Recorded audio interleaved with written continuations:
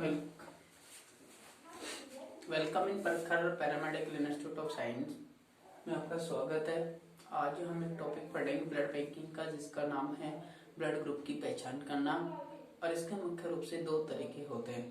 पहला होता है ट्यूब मेथड और दूसरा होता है स्लाइड मेथड। कौन सा मेथड बेटा? Slide method. स्लाइड मेथड, ठीक है। ट्यूब मेथड और स्लाइड मेथड मुख्य रूप से टेस्ट परफॉर्म किया जाता है।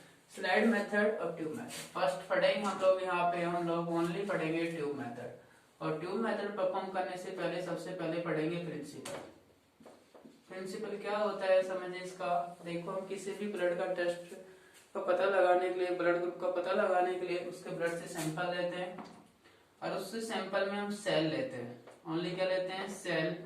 तो सेल्स में क्या होता है? बेसिक सतह पर एंटीजन होता है और उस एंटीजन में हम जब ब्लड टेस्ट परफॉर्म करेंगे तो वहां एंटीबॉडी ऐड करते हैं। क्या ऐड करते हैं? एंटीबॉडी। तो एंटीजन और एंटीबॉडी आपस में रिएक्शन करते हैं और एग्लूटिनेशन बनाते हैं। एग्लूटिनेशन अभिक्रिया का निर्माण करते हैं, या यूं बोल सकते हैं कि क्लम्प का निर्माण करते हैं। और इस सिद्धांत पर यह टेस्ट परफॉर्म किया जाता है। ये आपका सिद्धांत हो गया कि एंटीजन और एंटीबॉडी आपस में क्रिया करते हैं। क्रिया करने के बाद में क्लम्प बनाते हैं और उसके आधार पर हम ब्लड ग्रुप की पहचान करते हैं। दूसरी बात है बेटा, हमको रिक्वायरमेंट क्या? रिक्वायरमेंट मतलब होता है कि हमको टेस्ट में परफॉर्म करने के लिए किन किन चीजों की जरूरत पड़ेगी, किन किन उपकरणों की जरूरत पड़ेगी। सबसे पहले बेटा हमें चाहिए टेस्ट ट्यूब, क्योंकि हम ट्यूब मेथड से कर रहे हैं। तो कितनी चाहिए होगी? 3। दूसरा बेटा हमको एंटी सीरम चाहिए। एंटी सीरम में ही होता है आपका एंटीबॉडी। क्या होता है? एंटीबॉडी। तो एंटीबॉडी आपको चाहिए, AB चाहिए, BB चाहिए और एक आता है D। Anti serum A, B और D तीनों चाहिए।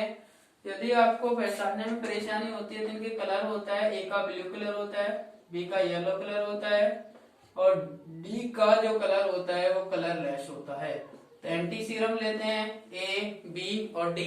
B yellow and D colour less होता है।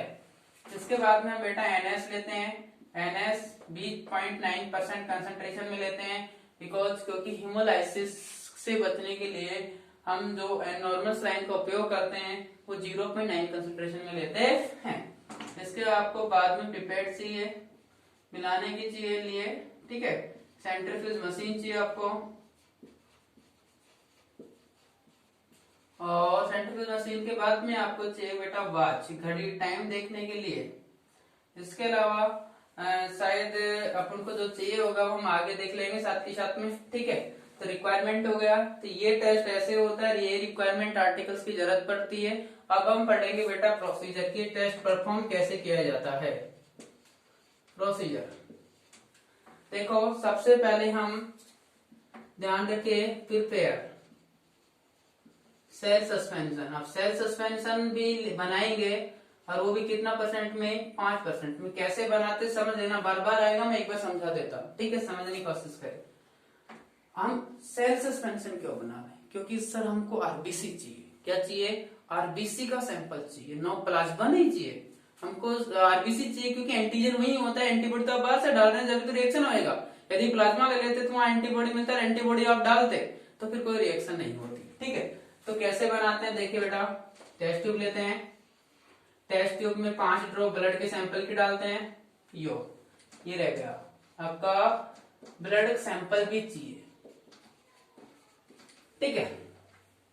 5 ड्रॉप ब्लड के सैंपल की डालते हैं।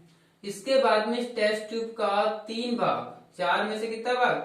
3 भाग NS के द्वारा भर लेते हैं। भरने के बाद में इसको 3000 RPM पर, कितने पर? 3000 RPM पर इसको सेंट्रीफ्यूज करते हैं। कितने मिनट के लिए? 3 मिनट के लिए, ओके। सेंट्रीफ्यूज करने के बाद में फिर आपकी टेस्ट ट्यूब को निकालते हैं। निकालने के बाद में इस टेस्ट ट्यूब का वापस 3/4 ऊपर का भाग को खाली कर देते हैं। ऊपर के 3/4 भाग को डिस्कार्ड कर देंगे। डिस्कार्ड करने के बाद में फिर 3/4 तक NS ऐड करेंगे। फिर सेंट्रीफ्यूज करेंगे 3 मिनट के लिए, तो यह प्रक्रिया 3 से 4 बार दोहराई जाती है, रिपीट की जाती है, और उसके बाद में सेल सस्पेंशन तैयार होता है। 20%, देखो कैसे बनता है 5% की 20 ड्रॉप में से 19 ड्रॉप एनएस की हो और 1 ड्रॉप सैंपल या ब्लड की हो, तो आपका 5% सस्पेंशन माना जाता है। कैसे? 20 होगा तो 20 होगा कितना परसेंट है? 5%। तो इस प्रकार सेल का सस्पेंशन तैयार किया जाता है। ये तैयार करने के बाद में अब टेस्ट कैसे परफॉर्म किया जाता है, देखिए ये समझ में आ गया। सबसे पहले हम 3 टेस्ट ट्यूब लेते हैं और जिनका नाम अंकित करते हैं ए, बी और सी, राइट। इनमें ए वाली, बी वाली और सी तीनों के अंदर 1-1 ml ब्लड का सैंपल डालते हैं तीनों में। तीसरी स्टेप के अंदर क्या करेंगे, वही तीनों स्लाइड है, 1-1 ml ब्लड की है इसके अंदर, एबीसी। इसके अंदर एंटी सीरम ए डालेंगे। कौन सा? एंटी सीरम ए वाली स्लाइड में, ए वाली टेस्ट ट्यूब में। बी वाली टेस्ट ट्यूब में एंटी सीरम कौन डालेंगे? बी। और सी वाली टेस्ट ट्यूब में एंटी सीरम कौन सा डालेंगे बेटा? डी। ओके, इतना करने के बाद में हम इसको 4th स्टेप के अंदर प्रॉपर रूप से मिक्स करेंगे। मिक्स किया, मिक्स करने के बाद में हम लोग क्या करते हैं बेटा, इधर मिक्स कर लिया। मिक्स करने के बाद में हम उसको सेंट्रीफ्यूज करेंगे। कितने आरपीएम? 1000 आरपीएम के लिए 1 मिनट के लिए। ये करने के बाद में हम इस टेस्ट ट्यूब का वेट करेंगे 2 मिनट के लिए और ऑब्जर्व करेंगे। इस प्रकार से वापस सुन लीजिएगा, 3 टेस्ट ट्यूब लेते हैं, ए बी सी, इसमें तीनों में 1-1 ml ब्लड के डालते हैं। ए में एंटी सीरम ए, बी में बी, सी में डी डालते हैं, सेंट्रीफ्यूज करते हैं 1 मिनट के लिए 1000 आरपीएम के लिए। इसके बाद में वेट करते हैं 2 मिनट, फिर ऑब्जर्व करते हैं किसको? अब ये रिजल्ट में आएगा।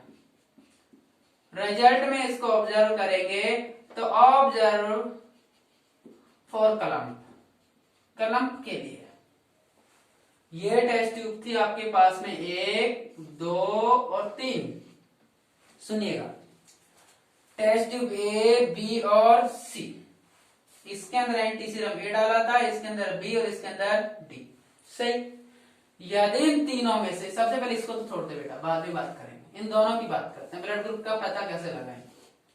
यदि टेस्ट ट्यूब ए के अंदर क्लम्प बन गया, क्या बन गया? क्लम्प, और बी के अंदर नहीं बना, तो जिसमें क्लम्प बनेगा वो इसका ब्लड ग्रुप होगा। तो इसका ब्लड ग्रुप क्या होगा बताओ? Blood group A. यदि इसमें क्लम्प नहीं बनता, क्लम्प इस वाले ट्यूब में बनता, तो ब्लड ग्रुप क्या होता? बी। दोनों में बन गया तो ब्लड ग्रुप होएगा आपका एबी। और यदि दोनों में नहीं बना, ए में भी नहीं बना और बी में भी नहीं बना, तो ब्लड ग्रुप होएगा आपका ओ। क्या होएगा बेटा? ओ। तो समझ में आए, जिस टेस्ट ट्यूब में क्लम्प बनता है तो शायद वो इसका ब्लड ग्रुप हो रहा है। अब ये वाली टेस्ट ट्यूब की बात करते हैं। यदि इसमें क्लम्प बन गया, देखो ये वाला टेस्ट ट्यूब है, ये आरएच को इंडिकेट करता है। आगे पढ़ेंगे हम आरएच को इंडिकेट ऐसे करता है पॉजिटिव और नेगेटिव के रूप में। यदि क्लम्प बन गया तो पॉजिटिव और नहीं बना तो नेगेटिव। जैसे मान लीजिए इधर देखिए, 3 टेस्ट ट्यूब है, ए वो U Q same to same, okay. ये बी और सी, इसमें क्लम्प बना, इसमें नहीं बना और इसमें बन गया सी वाले, तो ब्लड ग्रुप का नाम क्या होगा? देखो ब्लड ग्रुप का नाम तो आपका ए, और यह क्लम्प बन गया सी में तो ए पॉजिटिव। नहीं बनता या तो ब्लड ग्रुप क्या होता है, नेगेटिव। इस प्रकार हम ब्लड ग्रुप का निर्धारण करते हैं टेस्ट ट्यूब के द्वारा परफॉर्म करके। इसके बाद में हम देखते हैं बेटा कुछ एरर। रिजल्ट हो गया, तो रिजल्ट के अंदर हम यू लिखेंगे, कैसे देखो बेटा, यदि एग्लूटिनेशन, रिजल्ट में ऐसे लिखते हैं, एग्लूटिनेशन यदि एंटी सीरम ए के साथ में हुआ, ए वाली टेस्ट ट्यूब में एंटी सीरम ए था और बी में नहीं हुआ, तो ब्लड ग्रुप होएगा ए में नहीं हुआ, बी में हुआ तो ब्लड ग्रुप होएगा बी, ए में हो गया बी में भी हो गया तो ब्लड ग्रुप होएगा ए बी, और ए में भी नहीं हुआ और बी में भी नहीं हुआ तो ब्लड ग्रुप होएगा ओ। वो तो फिर एक आपका जो ट्यूब बचा है वो तो आरएस पॉजिटिव नेगेटिव के लिए। ओके, तो ये इस प्रकार से हम रिजल्ट बनाएंगे। अब आगे पढ़ेंगे हम लोग एरर। रिजल्ट के बाद में क्या पढ़ते थे हम लोग, एरर, त्रुटियां कहां कहां पर हो सकती हैं। देखिए सबसे पहला सैंपलिंग एरर। सैंपलिंग एरर के अंदर वो चीज आते हैं, सैंपल लेते समय मिस्टेक हो गया, सैंपल की वॉल्यूम कम मात्रा में ली, तरीका सही नहीं है लेने का, तो ये आते हैं बेटा सैंपलिंग एरर के अंदर। दूसरा बेटा विजुअल एरर। अब एक ऐसा लैब टेक्नीशियन है जिसको दिखता ही कम है, अब उसको दिखेगा ही कम, तो क्लम्प नहीं दिखा और उसने ए में क्लम्प था और किसी में नहीं दिखा तो ब्लड ग्रुप कर दिया, तो इस प्रकार के एरर को कहेंगे विजुअल एरर। क्या कहेंगे बेटा, visual error. Technical error, technical error के अंदर बेटा आप कहेंगे यदि आपकी सेंट्रीफ्यूज पे रेड तो आपने 1000 आरपीएम की है लेकिन वहां मिस्टेक से स्पीड नहीं हो पा रहा, तो इस प्रकार के एरर को कहेंगे टेक्निकल एरर। इसके बाद में कुछ और भी एरर हो सकते हैं आपके, timing error, timing proper way में टाइमिंग का फॉलो नहीं किया गया, आरपीएम पे स्पीड 3 मिनट के लिए करना था, वहां सेल्फ सस्पेंशन में वहां 3 मिनट नहीं किया, तो इस प्रकार के एरर को हम टाइमिंग एरर कहेंगे। तो ये कुछ एरर हो सकते हैं। इस प्रकार से हम ट्यूब मेथड के द्वारा ब्लड ग्रुप का निर्धारण करते हैं कौन सा ब्लड ग्रुप है। इस प्रकार से यह टॉपिक यही कंप्लीट होता है। बाकी टॉपिक हम सेकंड पढ़ेंगे, वो आपका स्लाइड मेथड। कौन सा मेथड है, स्लाइड मेथड, जो हम नेक्स्ट क्लास में पढ़ेंगे कभी। Okay, thank you.